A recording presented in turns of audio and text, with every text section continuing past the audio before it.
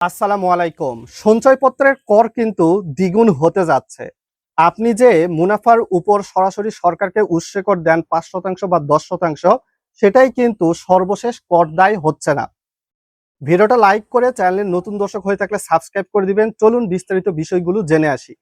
বর্তমান সময়ে ৫ লক্ষ টাকা পর্যন্ত উৎসে কর কত আমরা জানি সঞ্চয়পত্রে ৫%, শুধুমাত্র পেনশনার সঞ্চয়পত্র ছাড়া।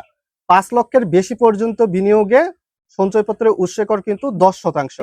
তো বাজেট পরিকল্পনায় ঘোষণা করা হয়ে গেছে যে এই যে আপনি সঞ্চয়পত্রের মুনাফার উপর সরকারকে ট্যাক্স দিলেন, উৎসে করটা এটা অগ্রিম উৎসে কর হিসেবে বিবেচিত হবে।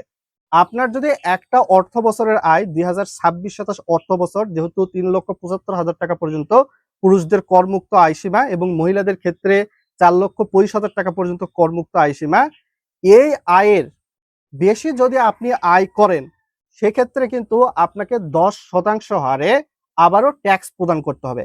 আর ৩,৭৫,০০০ টাকার বেশি আয় করলে পরবর্তীতে কিন্তু আপনাকে ১৫% হারে ট্যাক্স প্রদান করতে হবে।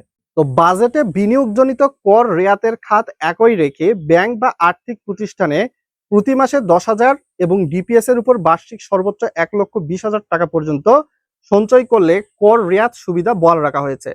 তবে সঞ্চয়পত্র, ডিপিএস, জীবন বীমার প্রিমিয়াম সহ বর্তমানে ৯টি খাতে বিনিয়োগে কর রেয়াত পাওয়ার সীমা কমিয়ে দেওয়া হয়েছে।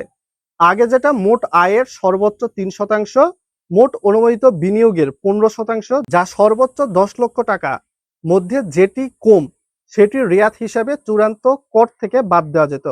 কিন্তু আগামী বছরের জন্য অনুমোদিত বিনিয়োগ সীমা ১০% এবং সর্বোচ্চ সীমা ৭.৫ লক্ষ টাকা করায় এ প্রস্তাবে আসায় প্রতি ১ লাখ টাকায় বিনিয়োগের বিপরীতে করদাতা আগের চেয়ে ৫,০০০ টাকা কম কিন্তু ছাড় পাবেন। So moral of the story এইখান থেকে আপনাদের সামনে স্পষ্ট। বেশ কিছু নিউজ পেপারের সোর্স আমি দিয়ে দিয়েছি, শুধুমাত্র ফাও ফাও কথা আমি বলার ট্রাই করি না।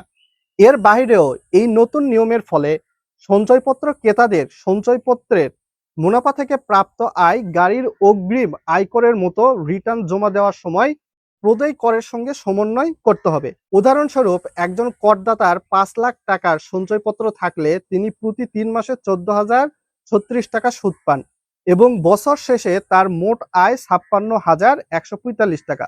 বর্তমান নিয়ম অনুযায়ী বছর শেষে কেটে নেওয়া ২,৯৫৫ টাকায় ছিল চূড়ান্ত কর দায়।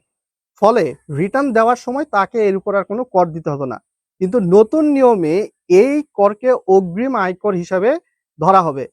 আগামী করবর্ষে করদাতাদের জন্য সর্বনিম্ন স্ল্যাব ১০% হওয়ায় কোনো সঞ্চয়পত্রের ক্রেতার করযোগ্য আয় যদি ৩,৭৫,০০০ টাকার বেশি হয় তবে ১০% হারে কর দিতে হবে।